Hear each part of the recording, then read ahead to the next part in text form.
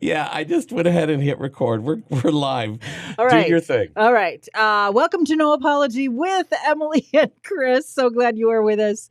We are going to be laughing louder, digging deeper, and living larger once again on the podcast. Thank you for joining us. Yeah, we're bringing truth to your world honestly and authentically and without apology. Some call it companion radio. What it really is a variety talk show with a Christian worldview. We try to take you deep. We try to have some fun.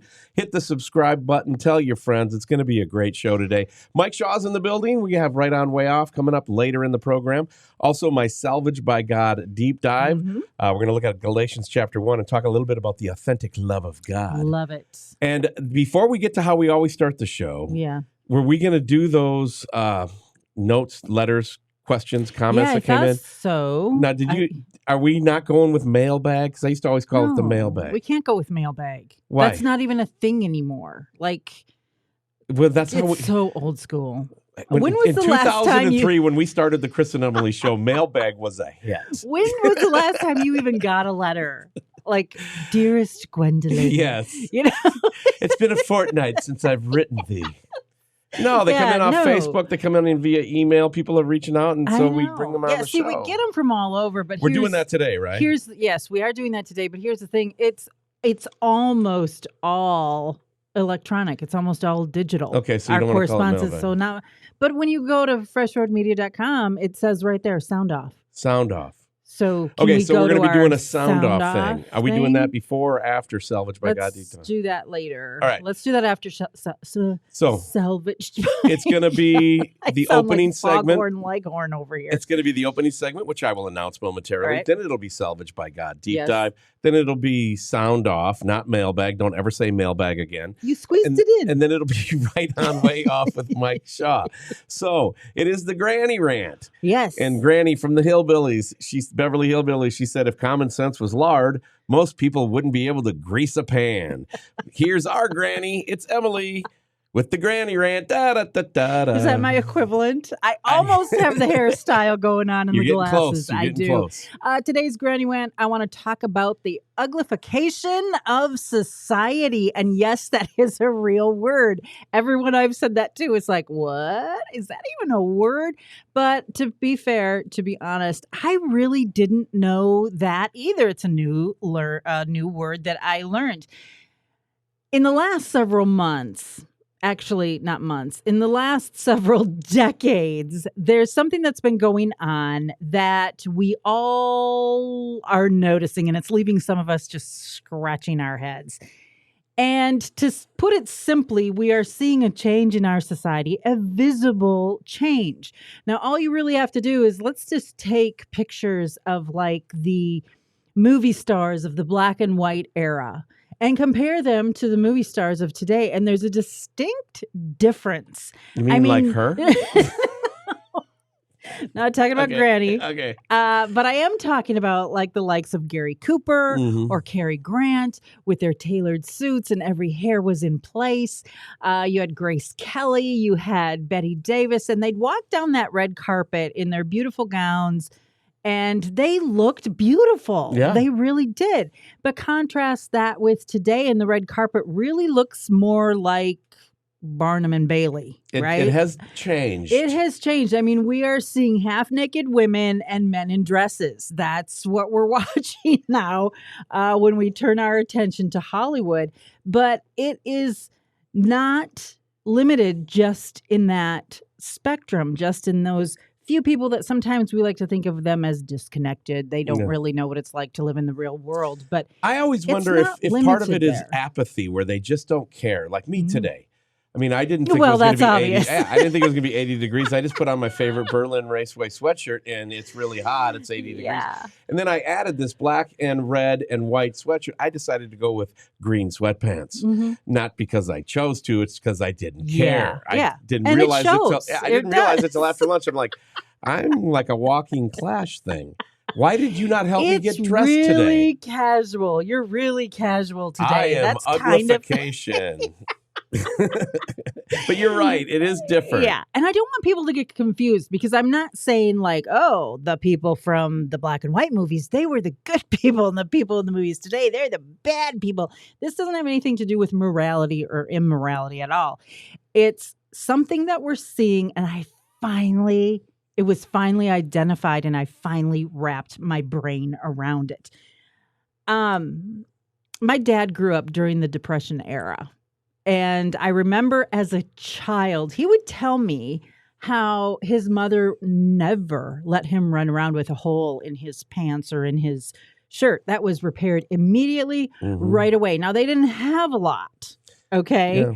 But they still had personal But pride they had and grooming. these standards that we were still going to look the best that we can look. Fast forward to today, and we wear shredded up jeans and shredded up sweatshirts, and we walk out, just styling it. And people love it now. And so there has definitely been a shift. And it takes the pressure off if you totally blow it like I did this morning. I didn't pay attention. The neck sweats on top, the neck sweatshirt.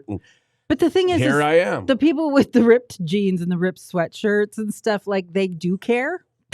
And that's the look they're going for. You know what I mean? Yeah, see, and I just do this naturally. Yeah. Okay. Now, this shift that we're seeing, that's the word. The shift. Uglification of culture, or the uglification of society. And the definition of the word is it's just the process of being made ugly. Now, it sounds really simple, but there's way more to it than just a fashion statement.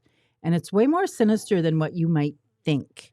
So the uglification is sinister. There's something sinister behind it. Now, and you're saying it's a process. Yeah, I'm gonna point that all out. You're gonna lay it out before we deep dive into this. Okay, I do want to make one point. All right, and I want you guys to carry this with you, and that is, none of these things that I'm about to list are bad or wrong or evil in and of themselves. Okay. So if you're listening to the podcast and you're like, oh, I have a ripped up shirt, you're fine. I'm not judging. It's not about that. It's something. So you're not going to be Mrs. Kravitz across the street. Can you believe what those kids are wearing? All right. Got it. No. You're coming from a very loving position on this. Right. And it's not these individual things in and of themselves. It's a cumulative. All these cumulative things all together are showing us that there's something going on that you really can't deny. And it is the uglification of our culture. Now, we talked about actors. We talked a little bit about clothing. Look at tattoos. Tattoos used to be relegated to like those hardened military men. Yeah, they might have one. And then it became much more common. But now it's to the point where people are tatting themselves all over, even across their face, to a point where it's covering up like who they are. Like it's harder to even recognize that person now because they have tattoos all across their face, and many of them are with the purpose or with the intent of making themselves look intimidating, look rougher and tougher. There's a purpose behind a lot of it. We also see it in our hair. Years ago, it was bows and braids and Dapper Dan wax. Everybody had this mentality of just keep your hair under control. You know what I mean? Yeah. Now it's the tousled, unkempt look. That's really, really fashionable. It ekes into our art. Okay. Art used to be so amazing. You look at the greats like Monet, Da Vinci, and they were able to look at things and paint them in such a way where the beauty of even ordinary things would just strikingly stand out. And it was really, really cool. I mean, things like a pond or a haystack, all of a sudden you're just looking at it like, this is really beautiful. You know what I mean? In clothing too, right? Yeah, exactly. It used to be dress down Fridays was like, that's so cool. Yeah, it was a welcome thing. And now it's like dress down every day. Well, yeah. Do you remember when I first was in seminary and I'd have to wear a tie to go speak at churches? Yes, I do remember that. And you remember how I just didn't like that? And a couple times I didn't have a tie on. And that was so outrageous. Yes. Now, if you wear a tie, it's outrageous. Yeah. Is that part of the uglification? That's a complete shift. Yeah, Not where now they're both acceptable, but now, the tie is like I wear a tie/suit every Easter Sunday. You do. And you get comments, by the way. And you look really nice. I got so many comments on Easter Sunday. I'm like, how big of a slob am I every other Sunday? See, they are noticing the uglification of culture through you. So thank you. Okay. I do what I can. But fast forward to today. Okay. I mean, go through any contemporary art museum and the art is very dark. Yes. It's very random. It's almost confusing and it's weird. You know what I mean? It's not. Chris, you and I saw an art project where it was like this old wooden box and it had like a red ball and like a banana sitting on it or something. And that was the art piece. And it's like this. What is this? Right. This isn't beautiful. This isn't finding something or seeing something in a new way, in any way, shape, or form. But now our art tends to even take that next step where a lot of times it's maybe geared toward a statement about political strife or something about how awful the world is now. Yeah. Like we see a lot more of that. We don't see as much. The beauty of the human condition, the beauty of relationships has been replaced with the horribleness of the human condition and the horribleness of relationships. It's kind of the vibe I feel like you're talking about. I think women are kind of at the forefront of this, not at the forefront of the movement, but at the forefront of feeling the effects of it. Because throughout history, by and large, I know that there's exceptions. But by and large, women just by default, because they were women, were looked at as a beautiful thing, a beautiful creation. But if you open up those magazines, those fashion magazines today, what do we see? We see these women who are gaunt and skinny. They almost look like they're drug-addled. There's a moodiness to them, and that's sadness, supposed to be attractive, and it's supposed to be beauty. Now, the flip side of that, you have Lizzo, who is obese, but she's promoting that as in this is the new beauty standard. Being obese is the new beauty standard, and so that didn't really catch on. No, I think so far we've been very lucky that it really hasn't. Yeah. It really hasn't. People haven't followed suit with that. However, you couple that with just the explosion of plastic surgery that we've seen.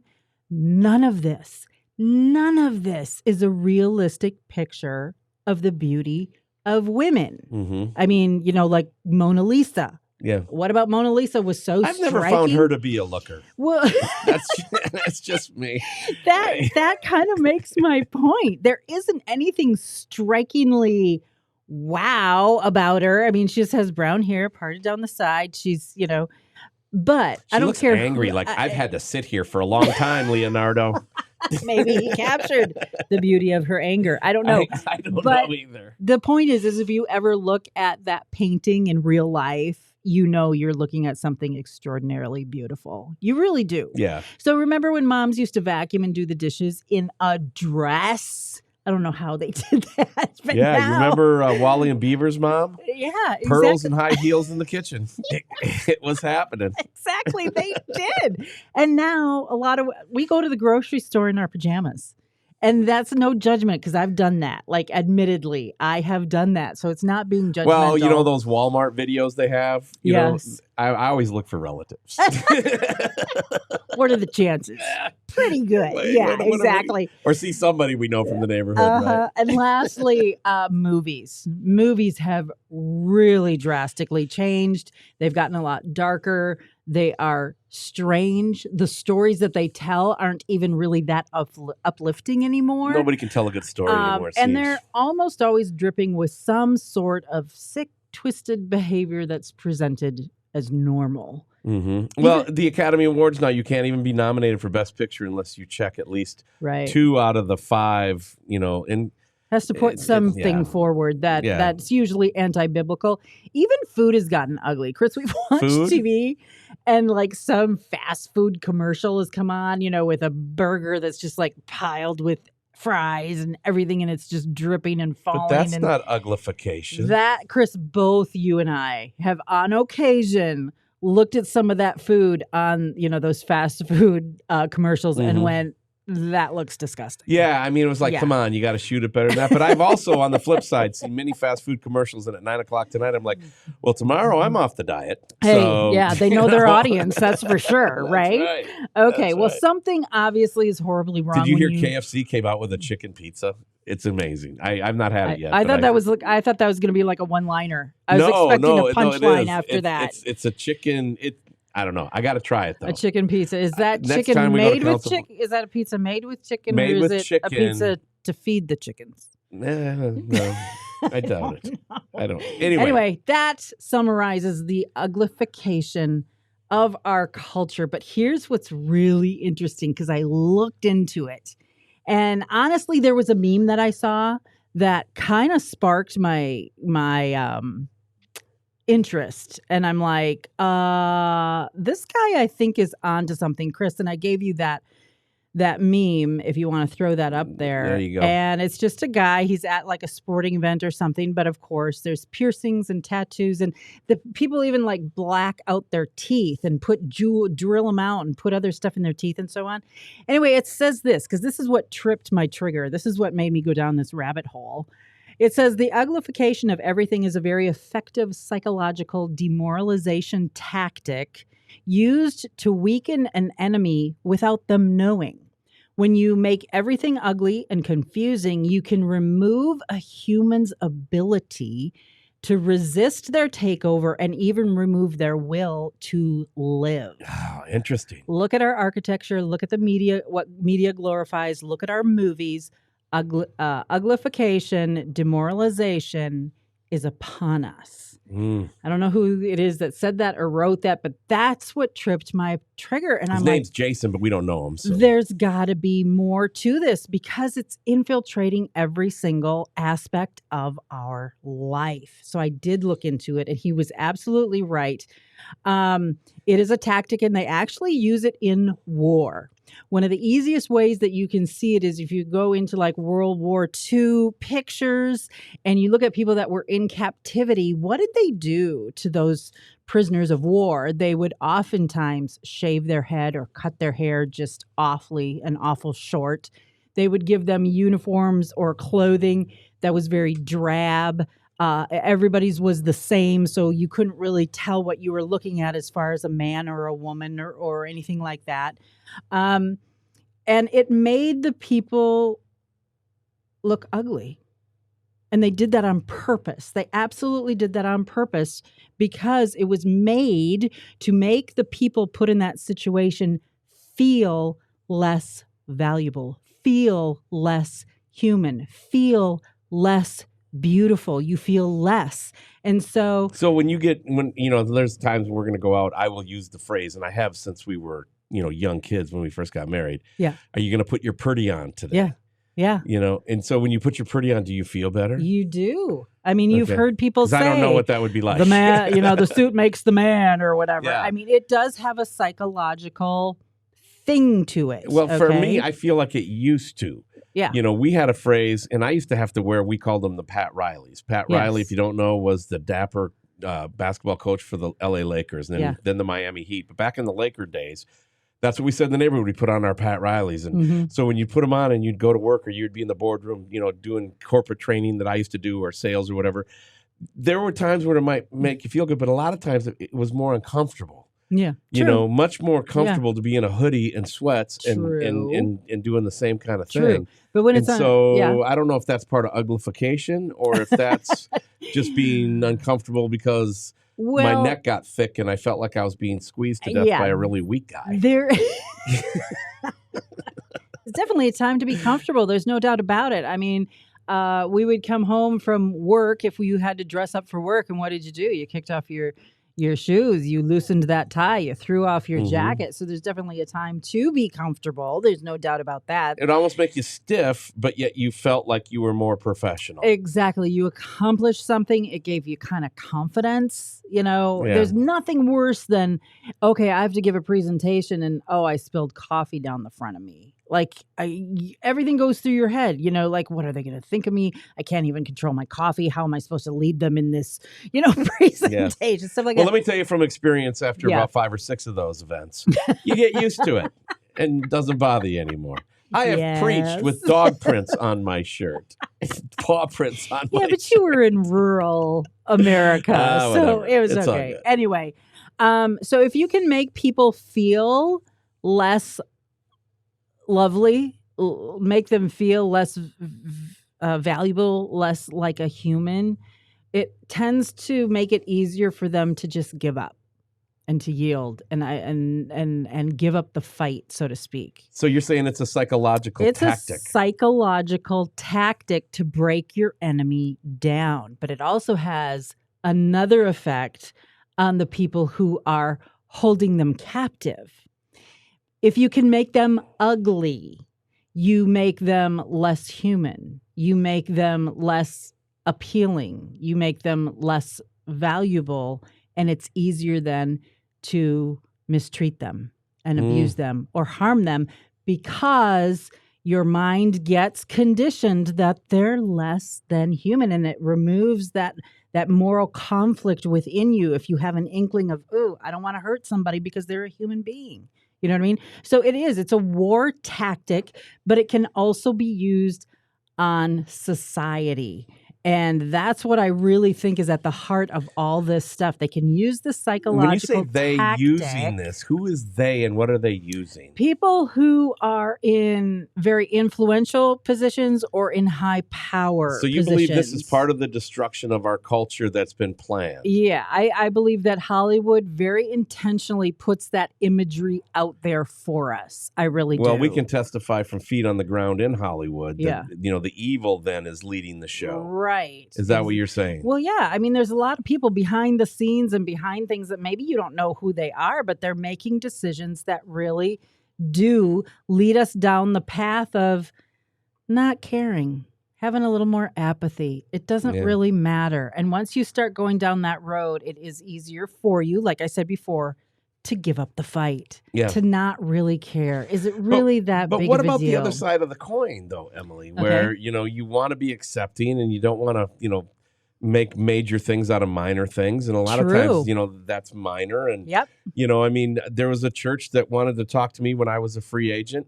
And I just kind of eliminated them because they said I had to wear khakis and a button-down shirt, except for Fridays. I had to wear basically a suit and tie all week, but on Fridays I could wear khakis. Yeah. I'm like, I'm not the right guy for you. Right. And that's where it gets back to... So does that make me part of the uglification demonic push? Well, not specifically that, but... Other things, not just that. No, I'm just kidding. No, like I said, it's not each of these things as an individual thing. Yeah. Okay. It's cumulatively where our society as a culture is going. And you take one more step and all of a sudden they will tell you that the cultural standards of acceptability or beauty are from white supremacy. They're from people who are transphobic, fatphobic, all these things, slapping labels on swaths of people. Yeah, you're always like a phobic. Satan likes to do. But that's what's going on. So are you uglification phobic then? No. And the they that you're talking about, about is what is like a demonic there you go. Current. Bing, bing, bing. Yeah. And so you have a godly current, you have a demonic current. We don't fight against flesh and blood. So you're saying the demonic current has been to uglify. That's the they. Yes. And in that demonic current, of course, destruction is the goal, even though we don't think so. So now the weirder you are, I mean, I remember just recently there was a race in Austin, Texas, and they had a grand marshal do the, drivers start their engines. Yeah. And he started out with Austin, let's stay weird. Austin is just trying to be one of the weirdest cities on the planet. Why? I don't know. I know, right? Uglification is what I'm coming to. I mean, you're making sense to me now. Uglification. And so, it's the people who are colonizers. It's the race. It's all these other people that make me feel ugly or bad or low self-esteem. Okay, so it's just an attempt. You're saying that makes us want to not resist things. It makes us not want to resist things. It causes division in culture. I mean, it's they, we again, right? But it's the people, you have people who, for whatever reason, they don't feel good about themselves. They don't like the way they look, or they feel bad about themselves. They're able then to look and say, well, it's those people that told me that I might have to do things that I don't want to do just because it's the right thing to do. Those people are making me feel bad. They're making me feel ugly. They're making me feel whatever. Lizzo is a prime example. This is the new beauty standard. This is the new beauty standard. What are they not telling you? They're not telling you that she's probably in pain every day. They're not telling you that her doctors are probably pleading with her, stop, don't do this, turn around, this isn't healthy. You know what I mean? Yeah, but I thought Lizzo herself was saying, I'm prettier than y'all. Yeah, it is. She's a part of it. Okay. She would be a part of it. She's bought into that lie. And the lie is, let's just not call what's really ugly anymore, because it doesn't matter. Whatever you are, if you're way overweight, if you're way underweight, if you're this, that, or the other thing, it doesn't matter. You're beautiful just the way you are. Just the way you are. Don't change. But that's not healthy. And their solution. I kind of like that idea on some levels. We've got to try to accept people where they are. We got to love them the way that they are. Jesus loved us like while we were in sinners. But we don't hate them now. But don't you see what I'm saying? They're saying, let's not call what's ugly anymore. And it's to the detriment of human beings. Yeah, see, you can say that, but I've been taking this the whole time that you've been teaching this or explaining this, is that they're trying to make things even more and more ugly. Making ugly acceptable. Well, yeah, but not in the acceptable that we're going to love our neighbor as ourselves, and we're all sinners and in need of a savior. Right. So technically we're all kind of ugly. You know what I mean? Yeah. In our own, Yes, but everybody buys deodorant for a reason. Yeah, okay, every human being. I mean, if you had a relative who was anorexic, you would say something to them. Yeah, you would do everything in your power to say, honey, I know you look in the mirror and you want to be thinner and thinner and thinner, but it's not pretty. Yeah, the internal beauty we try to express. This is ugly. Don't do this. Okay. This is what I'm getting at. Though. Okay, very good. So it's like telling someone who's clinically depressed, just don't be depressed. To tell someone, just don't feel ugly anymore. Mm-hmm. I mean, that's not even a solution. I got into an argument with somebody at an airport. Yeah. Because their face, this was when face tattoos first came out. Yes. The face was all tatted up. Mm-hmm. I'm just looking at it like, what is that on the side of this guy's face? Mm-hmm. He's like, what are you looking at? I said, well, I'm looking at your face. I said, didn't you do that so that people like me would look at it? And he wasn't prepared for me to be aggressive back, Right, to say so then he's standing up and I'm like, dude, we don't have to throw down over this. I didn't understand what that was. I was trying to figure that out. It was new, yeah. And so we literally are going back and forth, and it went from escalation down to just a conversation. And I'm like, if you're going to tattoo your face, this is before Mike Tyson did his thing. Right. And I said, if you're going to put tattoos on your face, people like me are going to look at it. Yeah. Some might even be bold like me and question it. Right. So. Yeah, when I see people who are very, went to great extent to cover up what they really look like, I always wonder, what's going on? How did you get to that point where you felt like you needed to obstruct our view of your face? Yeah. You know what I mean? And so but what about women who, when they don't wear makeup?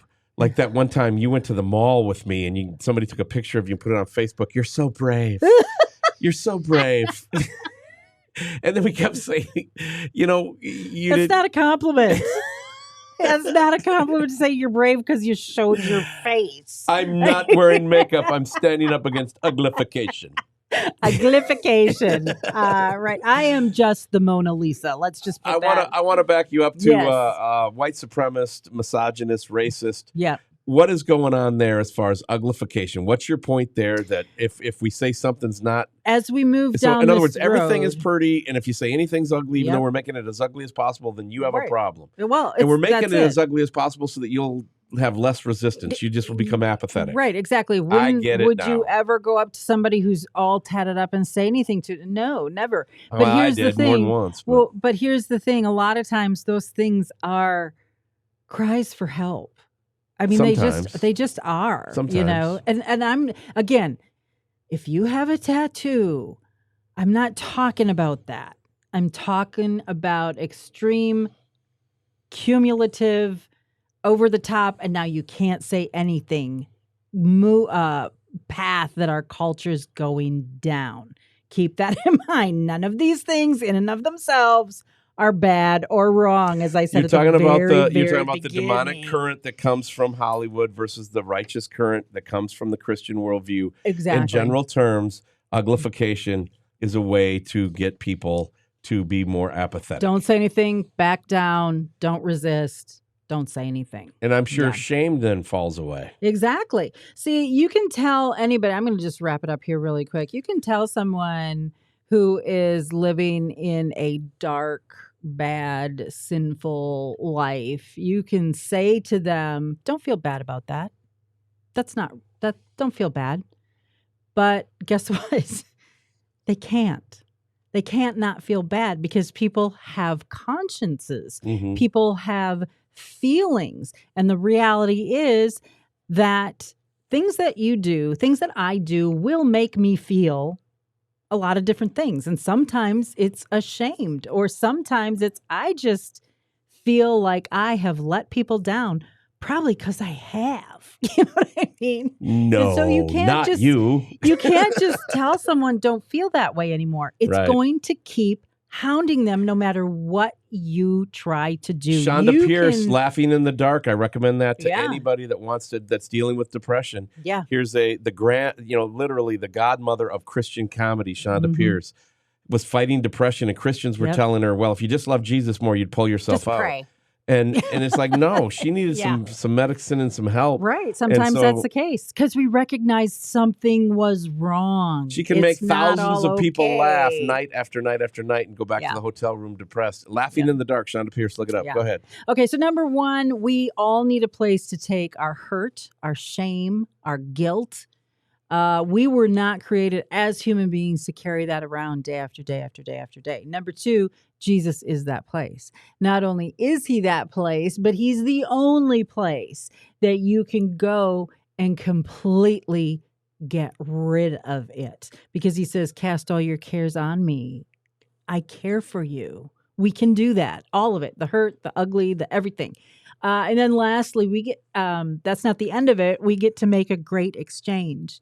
And as we give him our guilt and our shame and our detrimental behavior, he then in turn gives us his peace, his life, his righteousness.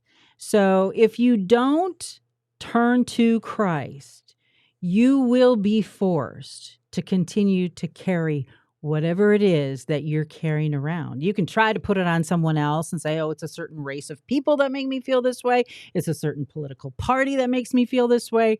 You can try, but that shadow, that cloud will just come right back because you can't. It's something inside of you that you cannot unburden onto someone else other than Jesus Christ. So here's the good news. Once you give it to the Lord Jesus Christ, he washes you, he unburdens you, and he sets you on the path that you ought to be on, the path that you were meant to go on.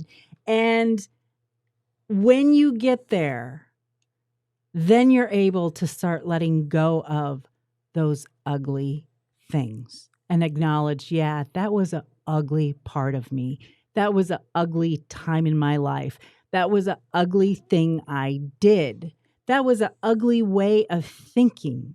And we can let it all go. And when we let it all go, then we can do what Paul tells us when he writes to the Philippians in chapter 4, verse 6, where he says, finally, dear brothers and sisters, whatever is true, whatever is lovely, whatever is, I don't even know all the words, noble, right, pure, noble, and admirable. Yeah, and he just goes on and on and on. He says, think about these things. Some translations say, dwell on these things. Focus on these things. Look hard and long on the things that are lovely and true and noble. So letting go, acknowledging, and then letting go of what is truly ugly is really the most beautiful thing that you can do, right? Well, and I also want to add that fashion, tattoos, hairstyles, That's not what you're talking about. No. I know some people with some funky hairstyles and some really They're cool cute. tattoos that are very attractive. Mm-hmm. They're not part of the uglification of, but what we're talking about is, like, for example, let's just take movies, for example. Mm-hmm. Movies have gotten so ugly because nobody knows how to tell a story, at least in especially endings. Mm-hmm. How many times we've been watching a really good story and we get to that climactic turn, and as we're bringing it home, they don't know how to wrap up the story. How many series they don't have the emotional depth to even connect with an audience? They're just so shallow. Yeah. Or we've quit halfway through. Like, enough of this garbage. Happens a lot too. Anyway. I mean, true. So let's turn to Romans chapter 6, verse 6. I love this verse, and this will be the end of it. We know that our old selves were crucified with Christ so that sin might lose its power in our lives. We are no longer slaves to sin. In other words, sin no longer allures us. It has no more appeal. We begin to love what is really, truly beautiful again. So don't fall for the uglification of society, which is coming on us. Remember that even though it gets darker and darker and darker and darker and darker, we can still focus on all those things that are good, true, lovely, noble, yada, yada, yada. So nice. That's it. Are you seeing it? Are you seeing the uglification of our culture? Yeah. This is very different. I'm part of it. You know, Me too. I mean, because I don't want to, I like wearing the hoodies. I like being the sweatpants pastor. Yeah. I just wish they matched. I used to wear a dress every day to school. Yeah. And then when it was gym day, I had to wear shorts underneath my dress. You know what I mean? And that's gone, and that's fine.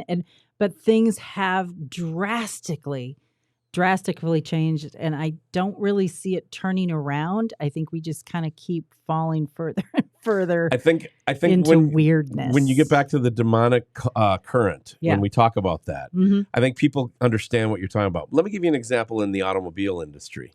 If you have someone, say in Compton, California, that paints their vehicle in a certain way, uses certain rims, certain lift kits. Okay. To some people, that might look just horrendous and ugly. Right. But to a lot of folks, that's art. That's fantastic. That's beauty. That's automotive beauty right there. Right. And so we call it eye of the beholder. True. And I mean, even paint schemes on race cars. Sometimes it's like, oh, what are they thinking? And so you're not talking about eye of the beholder stuff. No, you're talking about when we basically create this whole uglification of when we just want to make it as weird and as ununderstandable and as not real. I mean, the biggest thing is with women, they're not even real anymore. And I wish we could go back to where, oh my goodness, women that look like Mona Lisa were just the cat's pajamas. You know what I mean? Just being ourselves. Being ourselves. And men too. Well, I think the other bigger point from your uglification granny rant was the fact that it is made to get us to be apathetic so that we can be conquered easier. There's a psychological thing behind it. That's part of Satan's plan in any society. It really is. So keep that in mind. I learned something new, and I hope you guys learned something new as well. All right, let's take a turn here. Let's go to Salvaged by God Deep Dive with... I want to do the Chris Danielson, Pastor Chris Danielson. Hey, wherever you get content, you can search Salvaged by God, and on YouTube and Rumble, you can actually see we have a little camera set up in our sanctuary, and these are basically my sermons, my messages, the sharing of the Word of God, preaching the Word of God, however you want to call it. And so last Sunday, I did a thing on the authentic Word of God. And what we wanted with the authentic Word of God was I wanted to lay out some outlines of what it means to have the love of God, because people want to take God's love now and they want to twist it into something that it's not. And so there was a couple different outlines I found out there, and I massaged them. One of them was mine, and then one was from another pastor friend of mine who had kind of outlined these things. And these outlines, I kind of put them together with the idea that if you've really studied the scripture references, and I had like 25 scripture references with, if you went back and went down through there, I haven't finished that yet. You would have this vision and this feeling and this vibe and this understanding of what God's authentic love is. Mm-hmm. And I made the point that it manifests itself in one area hugely in an incredible way, and that's the cross. Mm. And at the cross, God's love was demonstrated for us. And what I'm trying to do is I'm trying to get people to understand false teaching and deception. Mm-hmm. Because we live in a false time right now where, well, if God loves, then you have to love. And God wouldn't judge, so you can't judge. And so that live and let live is part of how uglification came to be. Yeah. Because there's a big part of me that's like, yeah, I don't care if somebody has tattoos. I don't care if, they have a gauge in their ear or whatever.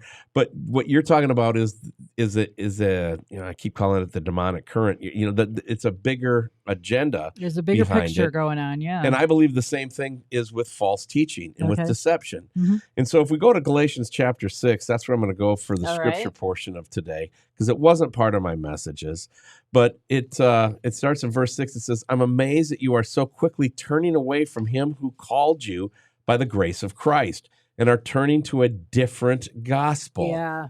That's what we're seeing. And we're not just seeing it in fringe groups now. We're seeing it in mainstream denominations. We're seeing it in teachers that used to be sound that are now false teachers. What happens? Yeah. What happens when your favorite teacher is exposed as being a flat out false teacher? I.e., they've disqualified themselves. Yeah. Once that happens and now they're teaching a gospel that's different, can you eradicate them from your life, or do you need to hold on to them because of the historical significance of what they've been doing? Okay. I'll give you an example. Dr. Michael Brown. Mm-hmm. Dr. Michael Brown is a friend of ours. He was in the movie Bible Idiots. After the movie came out, we went to Concord, North Carolina, and went to his offices with him and his staff and screened the movie together. We followed him. I bought one of his books just 2 years ago, and he signed me a note in it and sent it to me. He's one of those guys who leans on the charismatic side, but he always was fair. Right. He always was fair. And now he has aligned himself with some charismatics who are false teachers. That's what they are. Mm-hmm. And he will not speak out against them. But just 3 years ago, Michael Brown was the guy who said, if you prophesied that Trump would be in the White House, you need to apologize. And, he was calling out some of his charismatic buddies. That's why we always liked him, because he was honest. He was fair. And now he's turning from that. So how long do we hold on to Michael Brown before we say he's disqualified himself, we got to cut him loose? That's what I'm talking about, is that there are so many. Ravi Zacharias is another one. Ravi Zacharias never taught anything in error that I can think of, but it turned out his life was seriously in error. We can't come on the show and quote Ravi Zacharias now because his credibility is completely gone because he disqualified himself. Mm-hmm. He disqualified himself because of his behavior. Now, I've got the book Beyond Opinion still in my office, and I might refer to it because the teaching was still sound, but Ravi has now disqualified himself, so we have to move on away from him. So many people out there have been with these teachers for 5 years, 50 years, whatever. They find out that they're false teachers, they're exposed as false teachers, and they still hold on to them. Mm-hmm. Well, there was still some good in there. Yeah. Anyway, Galatians chapter 1 blows that out of the water. All right, what does it say? It says, not that there is another gospel, but there are some who are troubling you and want to distort the gospel of Christ. But even if we or an angel from heaven should preach to you a gospel contrary to what we have preached to you, a curse be on him. Mm-hmm. And then verse 9 says, and as we have said before, and now I say again, if anyone is preaching you a gospel contrary to what you received, a curse be on him. That's strong language. That word curse, I looked it up earlier today. It's one of the most harshest words, and it means damned. Yeah. It means if this person's in your midst, you grab them by the collar and you kick them in the backside straight out the door and you don't apologize. Yeah. That's what we're supposed to do. That's what we're supposed to do if we hear a gospel different, even if it's an angel. Mm-hmm. If it's a gospel different than what the Bible teaches and what we've heard, that the love of God, the authentic love of God is at the cross. It's not leaving people in their sins. Yeah, because you know what? False Christs are ugly. Just saying. In verse 10, Paul asks the question, For am I now trying to persuade people or God? ? Right. Or am I striving to please people ? Are we really people pleasers?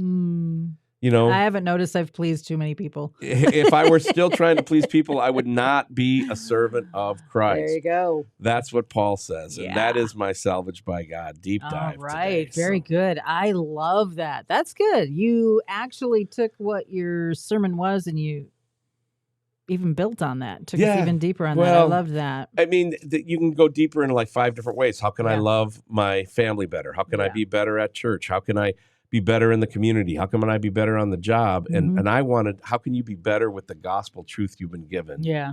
And can you spot deceptions and false teachers? Yeah. Well, one of the ways that there's so much out there. Let's just get along to get along. And we don't want to be obstinate. We don't want to be the rage against the machine. Oh, that Chris Danielson, he's abrasive. If you are prickly at times. Well, I want to end with this. I want to write a new book. All right. And here's the cover. Yeah. Everybody is wrong but me. Everybody is wrong but me. A beginner's guide to arguing theology on the internet. That is a great subtitle. Yeah. I appreciate that. I saw that online and I thought I've got to end with that because that's kind of what it is. Yeah. Here's the way I take it. Okay. Everybody is wrong except for Jesus. Okay? Well, that's a good take. And the Bible, the closed canon of Scripture, sola scriptura, that is the prophets have prophesied, the teachers have taught, the apostles have apostolized, and here we are. And so in that world, if it lays down next to Scripture, we can deal with it. If it doesn't, we can't. And not taking Scripture out of context is a key. Yeah. And so you've got to be humble, and you can't think yourself always right. But when you know the gospel, Paul says anything that tries to tell you otherwise, it's cursed. Get it out of your life. Exactly. The fact that I can say sola scriptura, does that make me bilingual? No. I was hoping, I was wishing upon a star. Well, I do want to bring Mike in here really quick because there's some important stuff that I want to talk about. But one of the ways that we do help one another along in our understanding is the old iron sharpens iron. So when people have questions or people start dialoguing, it gets us thinking about, okay, what do you really believe and where are the scriptures? What do the scriptures actually say? So I love that when people have that open, honest dialogue. Speaking of which, we had a few comments come in. Are we bringing Mike in? And yeah, what do you want to do? Do you want to bring him in for the comments or? Yeah, we can. Whatever. Let's do there it. There he is. Then. Hi, Mike. Oh, hi. How are you? I was in the green room. Yeah. What were your thoughts on uglification and deception, false teachers? Let me see if I can tie it together. Put it in a nice little bow. Yeah, do it. So I loved what you said yesterday during the sermon about how we get God on the inside, right? Through his Spirit. And then he changes us from the inside out. Mm-hmm. And so we bring, whatever the culture that has uglified us because we had our sin nature and we heaped our own sin on that. Yeah. And the culture encouraged us. And so we were ugly. Mm-hmm. And then God changes us from the inside out once we receive his Spirit. Yeah. That's the answer to uglification. Yeah, uglification. Now, in the natural, Saturday, I met this guy named Henry, and he's wearing cord pants. He's wearing these cords. He's like 20. He's like 23 years old. I'm like, dude, I had a pair of those in junior high. Yeah. I know. Are they coming back? He's like, well, I don't know, but I got them at a thrift store or something. Yeah. Yeah. I'm going to the thrift store, man. I'm going to look for some cords. They always get bigger and bigger as the day goes on. I'm telling and you. like you put them on, they feel really nice. And at the end of the day, they're just like loosey-goosey. What I can't stand is when you walk down the hallway. Tweet. Let me tell you what's never coming back. Cords might come back, but will never come back. Will be the leisure suits with the collars that stick out past. Yeah, no, we can't. We don't want that. We can't that was never. That was uglification back then. You remember you had to dress up to get on a jet, to fly somewhere? That's true. Yeah. But and my parents smoked, so we sat in the back in the smoking section, rows 25 on back. Right. Because there was an invisible barrier at row 25 that smoke never got further to the... I know. Yeah, it was like COVID, you know? Oh, yeah. It only goes so far. Only goes so far. Yeah. Well, let me share another little uglification thing for you. Okay. Yep. All right. This right here. is just a little piece of paper I printed, and I just stuck it on the flag. It's called the flag. I know. Yeah. It's so ugly. It's so ugly. It's beautiful. But I have apathy. I don't care. It's like, look at how straight those lines are. It's great. It's great. No, but the point is that you would want something more professionally done and hung correctly and have all of the things in line, and we don't. And what I'm saying is there's a holy apathy to some of this stuff. And what Emilee's talking about is tipping the boat the other way too far. Right. Exactly. What I don't want is somebody to hear this show and say, Emilee said everybody with tattoos and weird hair is just, they're uglified. It's like, that's not what she was saying. Not at all. But like I say, you want to put your best foot forward. And for this show, for our resources, this is it. Yeah. And well, you could at least get ugly all you want, but I like it. I'm standing by it. We don't have it in the budget to have it at least laminated. Yeah. Do we have a lamination? Good question. It's no Mona Lisa, but it'll do. It'll do, donkey. So I'm preaching at a Baptist church at the end of the month. Yeah. And they told me that they've never seen him preach in jeans, and I'm like, oh no, what am I going to do? That's all I have is jeans. So I'm thinking the thrift store. I'll preach in cords. Is that better? There you go. Yes. Well, now that you brought it up, I say go full leisure suits. Then get pictures. Yeah. Do what they do in Hollywood. Just don a dress there, Mike. Yeah. Dancing. Yeah.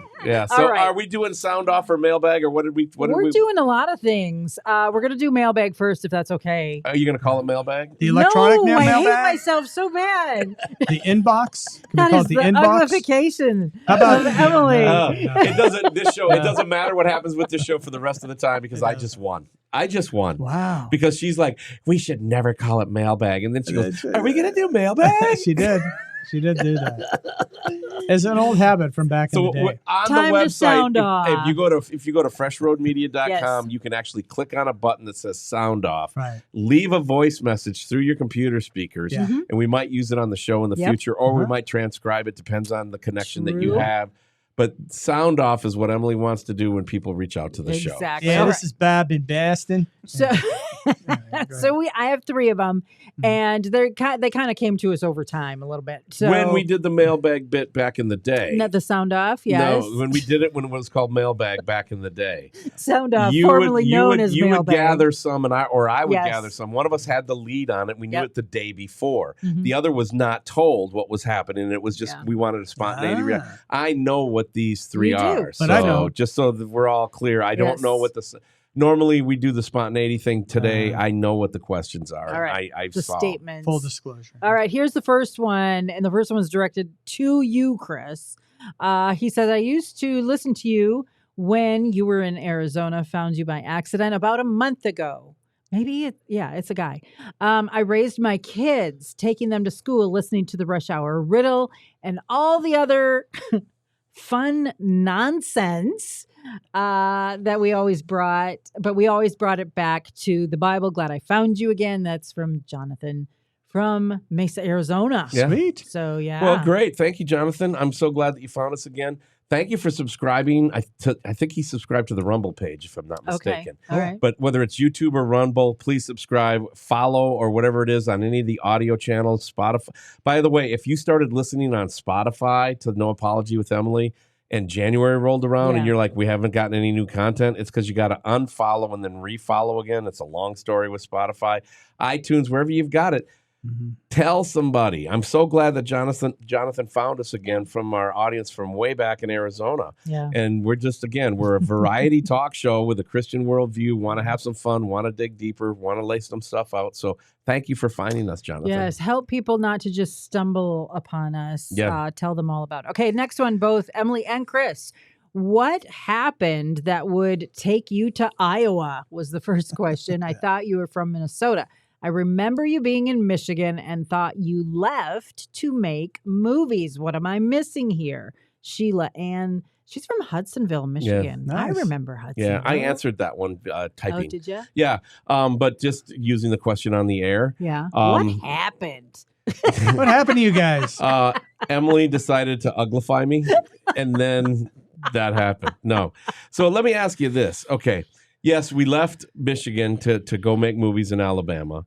And when COVID hit, it was actually right before COVID hit, I really felt God speaking to me that it was now time to pastor a church. And where did I want to go? Would I go we used to say Albuquerque to Zimbabwe and anywhere in between. Just wherever God would send us, we'd want to go. That was Emilee and I's heart. It really was. But what do you do when what happens after you've had the ride of your life? So many times people say, well, we just want to go out and have the ride of our life. That's great. We did that. Now what happens? What happens after? Yeah. And the ride's over. Yeah. And we're tired.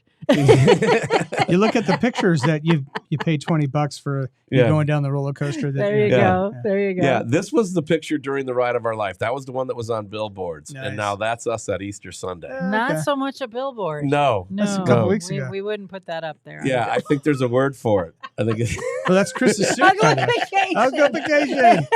It's the aging process. Yes. No, so the reality is that we asked God to take us to rural America, and here's what our goal was. Our goal was, can we find people, Christian people, that are authentic in their faith? They love Jesus more than they love themselves, and that they're not afraid. They're not afraid. They're not going to bend the knee to the culture because they're worried about what somebody's going to say or think about them. And in rural America and in a smaller town, I think you had a better shot for that. Yeah. Well, I met some guys from Harlan, Iowa, that were the leadership team of the Fresh Encounter Church, and I just felt like there was a strong contingent here that had what we were looking for. And so, for those of you who don't know, I've been a pastor, went to seminary in the 90s. I've been a pastor in half a dozen different churches, interim guy. I was even a Yankee in rural Alabama. That's not going to work out. It did for a while. It was like a 12-month deal. I did it for like 15 months. And I mean, the Woodstock was Easter Sunday. We had 33 people. Otherwise, normally it was 15 to 20 people every Sunday. Well, that was great training ground for what God had planned for us. So that's how we ended up in Iowa. Was really, to be honest with you, God picked this place for us. And we will make movies. We'll keep doing broadcasting just like we're doing right now. You did make 2 movies, actually. Yeah. And Bible Idiots, the movie, and Colors of Character, the movie. Those were 2 full-length documentaries. Colors went to the theaters, but I also made about 20, 30 other little smaller projects to help keep the lights on. Yeah. It was a great run. And so what do you do when the ride of your life is kind of over and you're not wanting to retire and go to the beach and because you can't afford it. That'd be the key. What do? We ask God what's next. And sometimes God will take you on a journey that you're not expecting. And ours happened to be here in Harlan, Iowa. So I'm excited about it. God definitely moved us here, and it's been glorious because when you're in the center of God's will, life is really good. It can get really hard, but it's still really good. And Mike, you followed us here a year later. I did. Yeah. Yeah. And I mean, that was total crazy how God sent you here. The whole story is, too long to tell, but it really was the end of a chapter, me going back to West Texas and everything with my mom. And that's a longer story. And me coming here was the end of that chapter and the beginning of something new here. And I love it here. I'm having so much fun. I've met so many great people. And in the Midwest winter, we had 3 weeks of really great snow and cold. Yeah. If you're just tuning in for the first time, finding the show or refinding the show, Mike was our news director when we were the morning show in Arizona. Yeah. And then we had an internet radio station for a while. We hired Mike to be our news director there. But Mike, so you've been around on and off with us for years. Yeah, right. What would you say about the authentic faith found in Fresh Encounter Church? Oh, yeah. As you're one of our top volunteers now, too. I mean, you do a lot of the audio video stuff.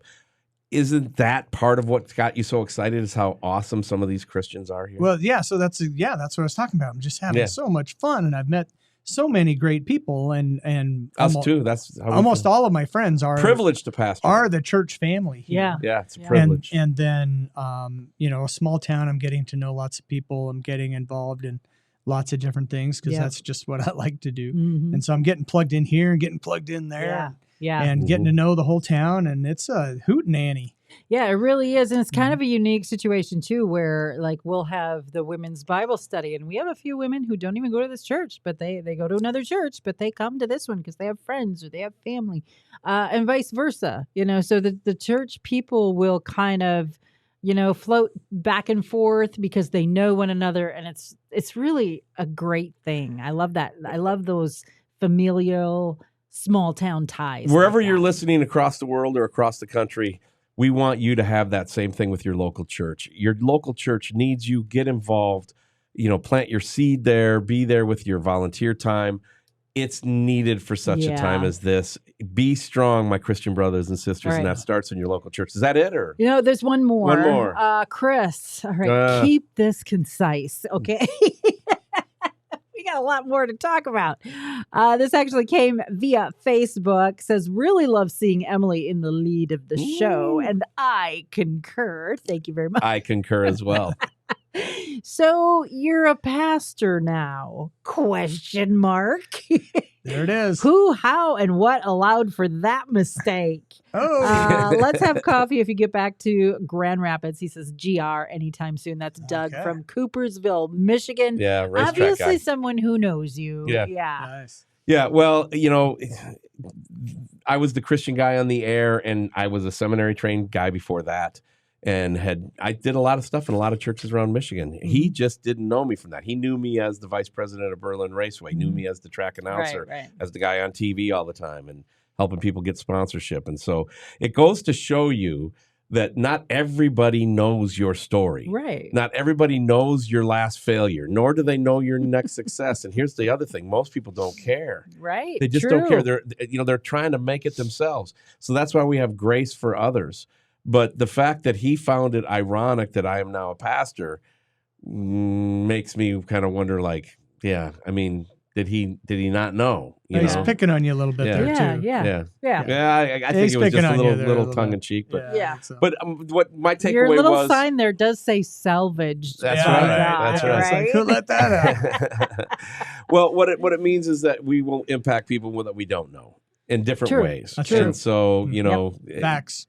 If I can be a pastor, you can serve Jesus with what he's calling you to do.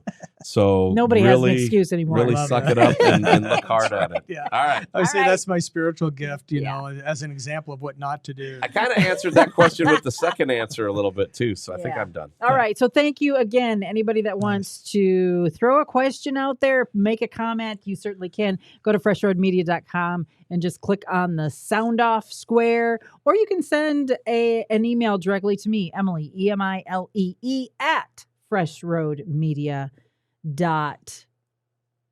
Is it org or com? I haven't said that out loud in a while. Okay, sorry about that. And I have it on my paper too. Oh yeah, you got it on your paper. I do. See right there. But I got scared. I'm like, I don't know if I wrote it down right. All right, Emilee at freshroadmedia.com. All right. If I had sounders and a good soundboard, I'd play sounders right now. One more thing. You'd play sounders right now and what? For Right On Way Off. I thought that's where you're going. No, we're not. Oh. I got more work for you boys to do. Oh, wow. Some heavy lifting, too, because I think we'd be remiss if we didn't talk a little bit about what's going on over in Israel. Okay. Big so we can't get into Right On and Way I know Off. you two have been watching things pretty closely. So let's go there. Huge, the country of Iran has now formally attacked a sovereign country of Israel. And so things are kind of in the making right now. There hasn't been a retaliation or anything as of yet that I know of, unless you guys do. No. But they're kind of big doings. Mike, tell me when you're watching this, what are your thoughts? Well, obviously it's an escalation. I think, whenever I think about Iran attacking Israel and, Russia and Iran have been forming a closer and closer alliance over the past decade or two. Ezekiel 38 and 39 comes to mind, where Russia will lead a coalition with Iran and Turkey and Sudan and many of the Arab states, but not Saudi Arabia, oddly enough. Yeah. And I don't think Egypt. But nor Jordan. Nor Jordan. So in Ezekiel 38 and 39, that's the coalition that comes together. Yep. Is this kind of the forerunner of that? I wondered. And so, that's what I'm looking for, those kind of clues, I guess. Yeah. And so there was one.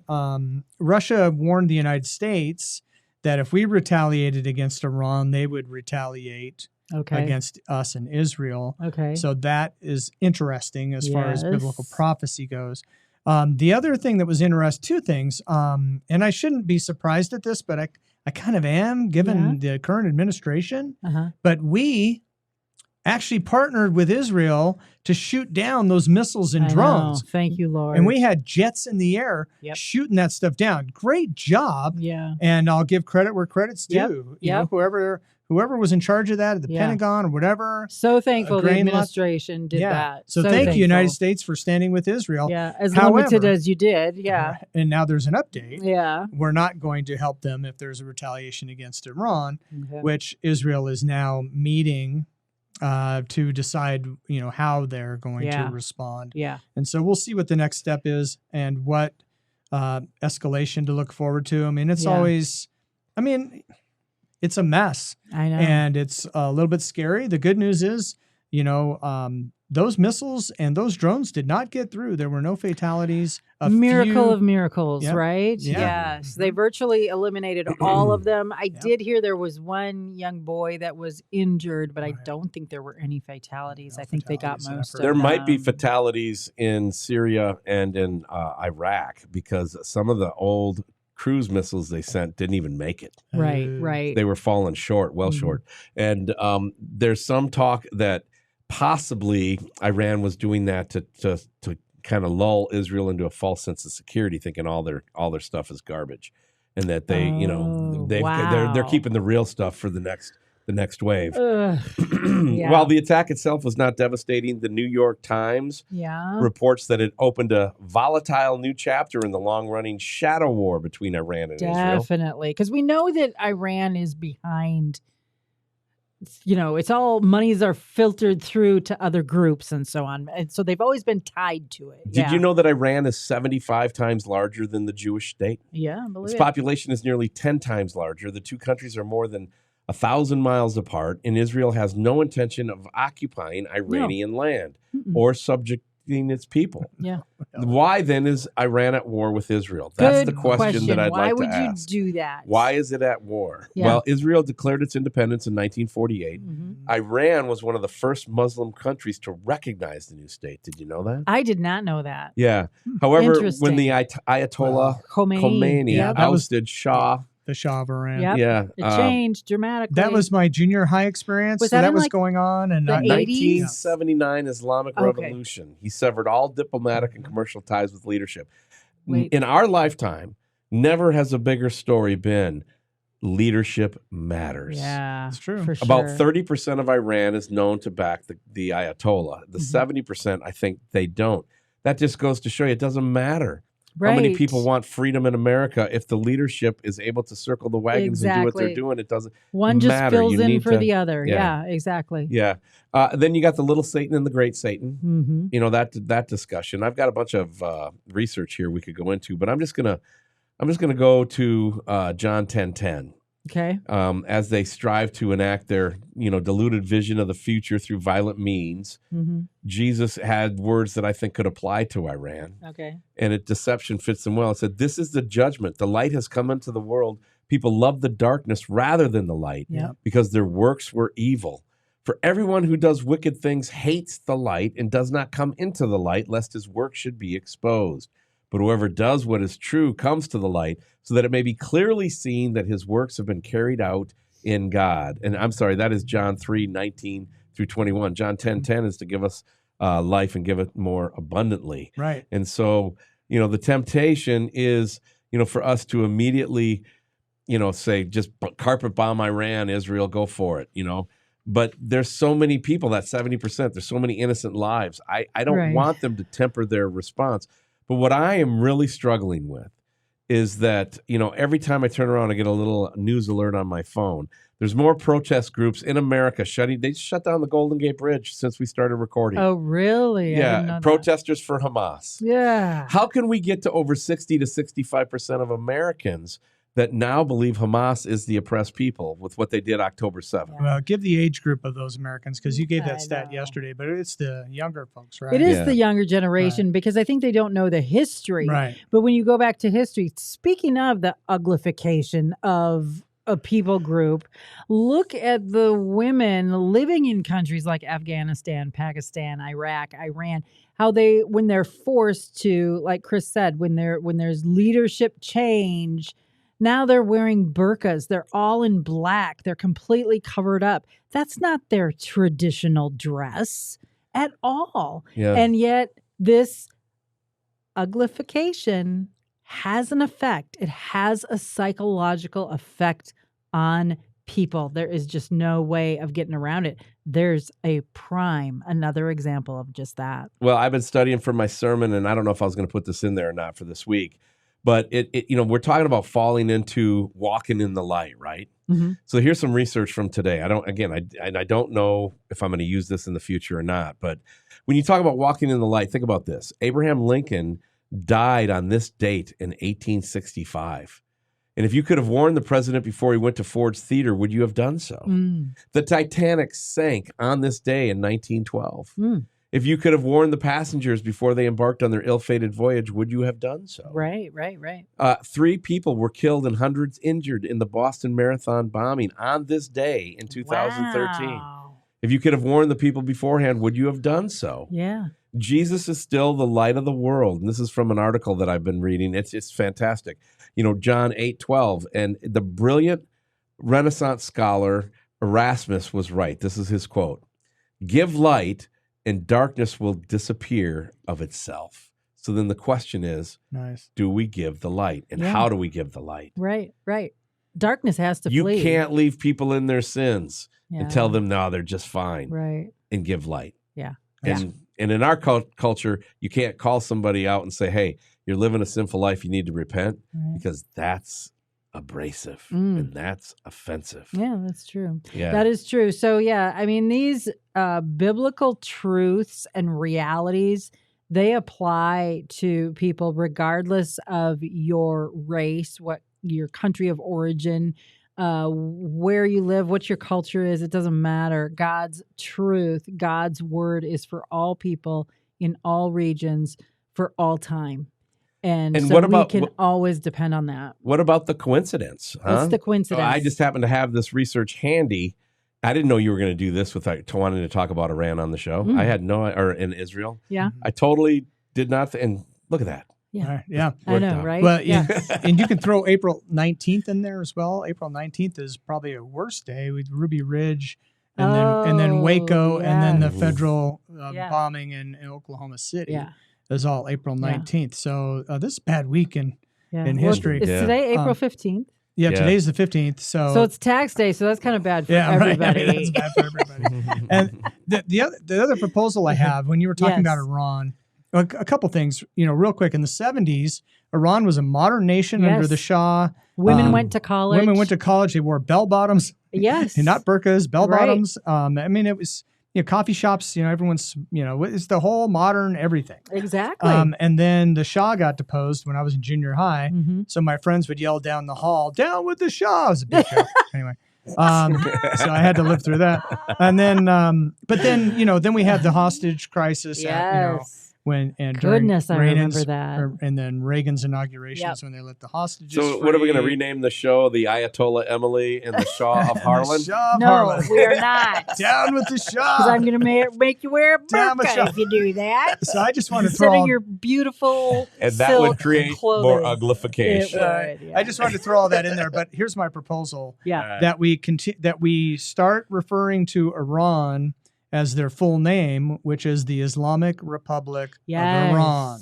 That is who they are. Yep. That's who they identify themselves as. Yep. They are Persians, but spiritually, they are Islamists and anti-Christ. Very militant. Yeah, very good. Well, I tell you what, if I had a real soundboard, we can all pretend. I'm playing a sounder right now for Right On Way Off. Right. Da, da, da, da. Yeah, pray for Israel. That's what we're going to pray for the peace of Jerusalem. You're pray commanded. for the peace of Jerusalem. Pray for Israel. All right, so it's time for Right On Way Off.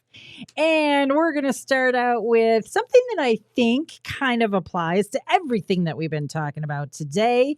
And yes, Chris, in case you're wondering, I do have some lighthearted, empty-headed Yay. What do you call it? Whimsy. Whimsy. That's right. Bring some All I whimsy. could think of was amusement, and I knew that wasn't right. I I was got a thinking little. I will fluff. also accept hijinks. I will I do like whimsy hijinks. if you take the serious.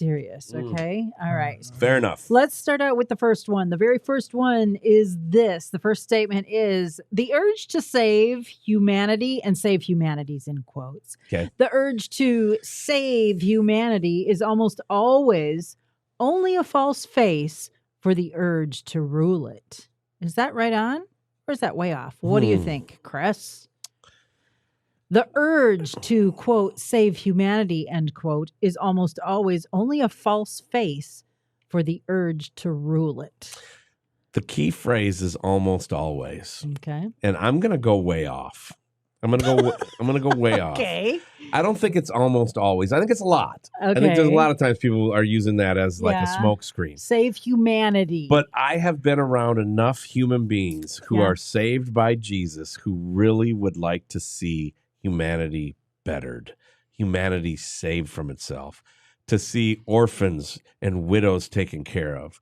And so, sorry to spiritualize it so much, but there are many of those people that I've met and that I've tried to be, where you do any of those things to help humanity and you don't want anything in return. In fact, you don't even want to know people. You don't even want people to know what you've done or how you've done it.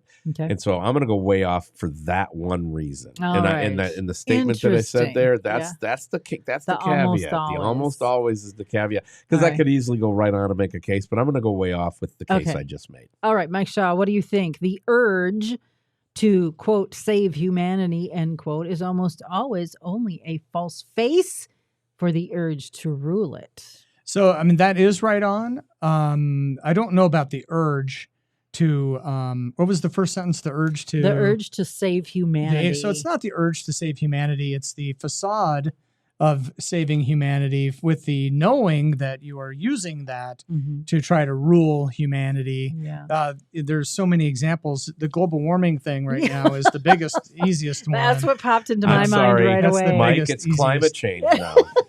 Yeah. You know why? Because we had a pause in warming. Yeah. The warming stopped. So it's like, oh, we have to change the wording. Yeah. So we'll just call it climate change. And then if it's hot, all their predictions failed. That's climate change. If it's cold, that's climate change. You remember climate change in the 70s where we're all going to be frozen by the year 2000. Yeah, I do remember that. Yeah. And I mean, they just keep making it. We got a whole bunch of hurricanes. That's climate change. Oh, there's no hurricanes this year. Climate change. So they can do what they want with it. And so they're doing it on purpose. Yeah. Yeah. And, there are other examples, but that's the biggest one right now. All right. And it's for our own good. And C.S. Lewis has talked about, that kind of fascism. Jonah Goldberg wrote a book. I can't remember. It has a picture of a smiley face on it. Yeah. I think it's called Happy Fascism or Smiling Fascism, something like that. Because they come doing good. Right.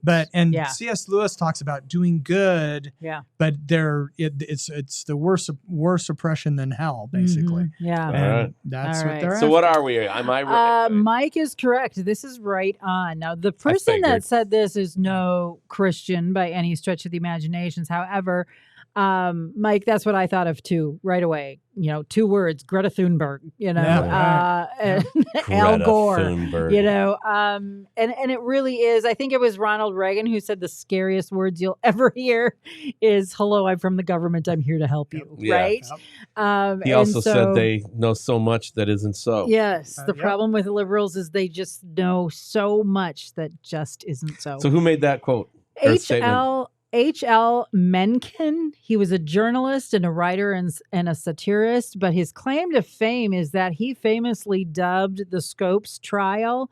He dubbed that the monkey trial to eventually be called the Scopes monkey trial. So he kind of a high-fluent journalist, like a big-time journalist back in the day. Yeah. He was covering it. He was using, a lot of satire. And of course, in his satire and in his kind of making fun of the whole thing, called it the monkey trial. So I thought it was interesting, and I think it's very, very true. Next question, Mike, we'll start with you. Your beliefs don't make you a better person. Your behavior does. Your beliefs don't make you a better person. Your behavior does. Is that right on, or is that way off? It's way off. Okay. It's way off because your behavior can't make you a better person until your beliefs do. Yeah. So it starts with your beliefs. If your beliefs aren't there, then your behavior is not going to be there. Okay. This is a true fact, which is redundant. It's a joke. It's a joke way back. I was a sports guy. A true fact. A sports guy, and I used to. One of our anchors said that once. And let me be honest with you. The other times you're lying. Yeah, right, exactly. So, but it's a true fact that what were we talking about? Beliefs. Yeah. Beliefs versus behavior. It's a true fact that you will behave the way you truly believe. Yeah. And so if you want to know what you really believe, look at the way you behave. Do you have faith? Are you acting like you have faith? If you're not, maybe you really don't have faith and you need to revisit that and build up your faith as an example. So that's why I'm way off, because it does start with the belief before the behavior can actually make that true. All right. Chris, what do you think? Is Mike right? Your beliefs don't make you a better person. Your behavior does. Mike said that was way off. Yeah, I'm going to go right on. Why not? It's a talk show. Yeah, All right. Why is it way off? Well, because your behaviors express your beliefs. It's the same thing, only coming at it from the other direction. It's the chicken and the egg. If you can believe whatever you want, you can say whatever you want, believe whatever you want. Now, Neil T. Anderson is the quote that I have used for over a decade, maybe 2 decades. And that is this. It's one of the most profound things for anybody who wants to walk with Jesus I've ever heard. It says this. He said this. He said, you will not always, human beings, you, the human, in the human condition, people will not always live out what they profess. Right. But they will always live out what they believe. There you go. Yeah. And so if your behavior is speaking the good, then your beliefs would have been in line. So I can go, me and Mike are saying the same thing from different directions. But that's what makes it a talk show, and that's what makes it fun. Exactly. Mike's right. You're wrong. Man, I wish I had sound effects on this little rotten board. Precisely for what he said. It starts in your mind. The Bible's clear. It's a battle for your mind. Yeah. It starts in the mind. And Martin Luther in the Heidelberg Disputation, I know that you've read that, Chris. You're getting all scholarly over there. Yeah, he puts it this way, and I think this is really interesting. He says, the law says do this, and it is never done. Grace says believe in this, and everything is already done. So I think he really eloquently put it, that you need to focus on what you believe, why you believe it. Do you really believe it? Because your actions will be dictated by your belief system. Absolutely. Take every thought captive to Christ. Yeah, exactly. He doesn't ever say, be a better person. You got to be a better person. Well, the better person part will come out. It comes. It's like from what Chris your said belief yesterday in the sermon. He's like, get Christ inside of you. Exactly. It'll come out eventually. And the people that love and then me. discernment can be your guide. The people that believe me, love me, and the people that love me do what? They obey me. Their actions will follow what they really believe. The big scriptural point that we even heard somebody requote, is that the Bible doesn't say you build your life on the rock and that Jesus is the rock. That's not what it says. Nope. It says those who hear my words and do them, obey him. That's the rock. Yeah. That's the rock. That's the rock you're building your house. And that's why Chris was right, because actually doing them is what manifests in the world. And so you can't. You show me your faith, I'll show you my works. Yeah, right. Right. Yeah. But so we're all right. But either way, no, Martin Luther, you, wrong. C.S. Lewis, y'all got together. I'm wrong. You're right. Let's move on. Let's move on. All right. Okay. Last one. I'm pulling out the hijinks. Peanut butter, creamy or chunky? Chunky's better. Is that right on or way off? That's Chris? Way off. Why? Because it wrecks the bread. How does it wreck the bread? All those little chunky pieces tearing up the bread when you're going with the knife. What are you doing with the knife? I'm putting creamy peanut butter on my bread is what I'm doing with the knife. Okay. So I'm way off. You're way off on that one. All right, Mike Shaw. Is peanut butter on your list of accepted foods, by the way? It's a right protein. Now I'm eating everything right now. Oh, okay. Well, he left the cult. I left the cult, at least temporarily.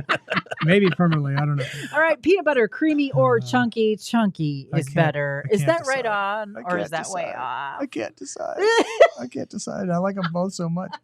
It's way off because I can't decide. They're both great. Okay. And it depends on what I'm in the mood for or what's available. And I've got a solution for you, Chris. What you do is you put down a big, thick layer of butter first. Yeah. And then you can put down your chunky peanut butter. And then on the other side, you can put in Miracle Whip, slice up some bananas. Oh, bananas are good. And make yourself a Elvis Presley peanut butter and Miracle Whip sandwich with bananas. Or toast the bread. Right. Or toast the bread. Or, just be more gentle. Yeah, you have just to put calm down, dude. It's peanut butter. Put it on. Okay. You got to put it on a little thicker. What is the right answer? The right answer is chunky is better. Okay. I got a right on way off question for you guys. Oh, great. Oh, great. Okay. Cool. So even though you're both wrong, Mike was a little bit more right. Steak and potato. Steak and potato together, right? Yeah. Yes. Baked potatoes are awesome, but if you really want to have the ultimate meal, that'll be a baked sweet potato. Is that right on or way off?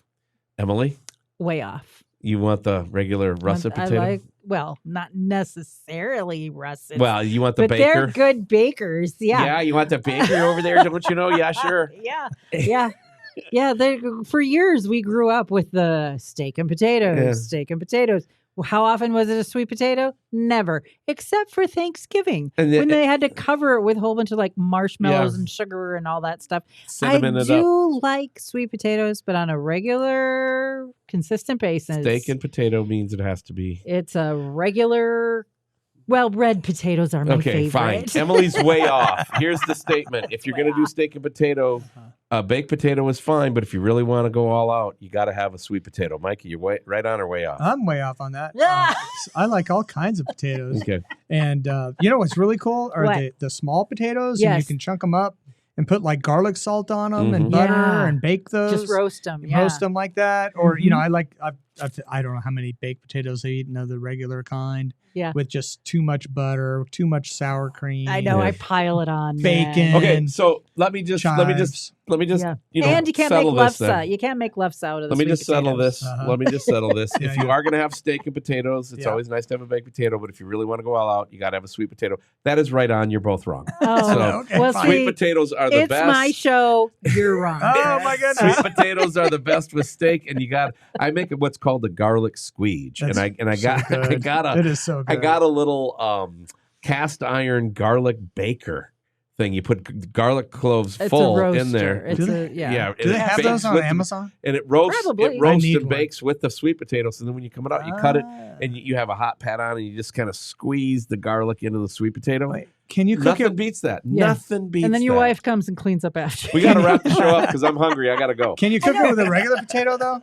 You could. You totally could. Okay. Yeah, you can put anything it wouldn't be the same. Yeah. Sweet potatoes are better. You're both wrong. This has been a long show. I think it's bedtime. So we're going to close it out. Any final thoughts that either one of you want to leave with us today at all? I would like to have people go to freshroadmedia.com. Mike and Emilee are like volunteer missionaries here. I'm pastor in the church. I'm fine, but we sure would like to get some resources for a new soundboard and for them to have hope of a future of continuing to do this kind of work. Freshroadmedia.com. A gift of any amount would really go a long way. Somebody says, well, do you really want me to send the $20? Yeah, anything. We'd appreciate it. Just hearing a new name and a new face that listens to the show, that likes the show, would go a long way. Also, Salvaged by God. That is my teaching platform, and I am so amazed that God is doing stuff with my meager little efforts on my little sermons, my little messages, and it's touching people. And thank you in advance for everything. God bless you. Appreciate it. Mike, anything you want to share at all? Total eclipse over America 7 days ago. We have 33 days left. Gird your loins. All right. Yes. Hashtag just saying.